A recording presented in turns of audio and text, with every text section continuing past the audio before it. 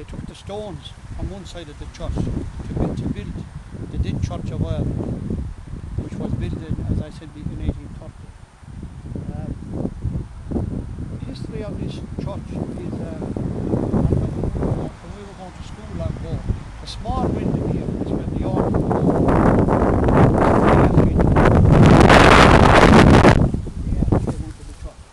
This is the small window. That was supposed to be where the priest escaped from Cromwell's forces. He went out through that window. So they say if you were Church of Ireland that you would never go through that window. But in my time going to school, all the lads used to be running in and out of it to prove they were Catholics. You see, very just outside the ruins here is Father Richard Halla, and he came from Agnish actually.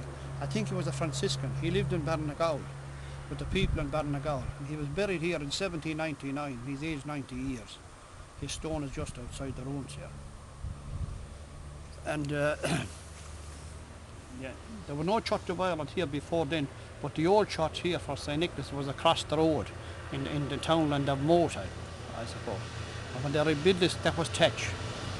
And then this one's rebuilt at maybe 1600 or something like that, but it was not quite Cromwell's forces in 1650, so they say.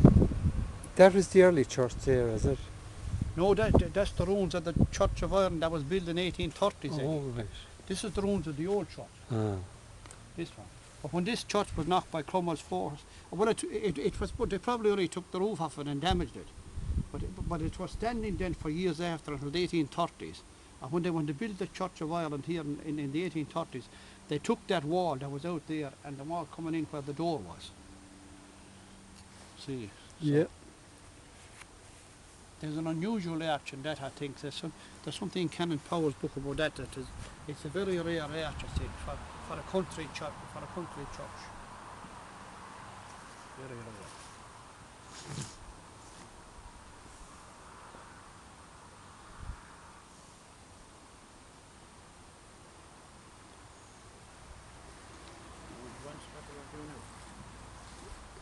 Go around there. I'll show you where people are buried. Do we? Yeah. You want to say something about people are buried? Yeah. I suppose there's a few what I call very important people in the history of this parish buried here. But the most important man would be the Reverend James Alcock, the Church of Ireland vicar who was here at the time of the famine, who between himself and the Quakers saved the fishermen in Barnagowl. He's buried down there on the right. Do you want to go down to the grave with him?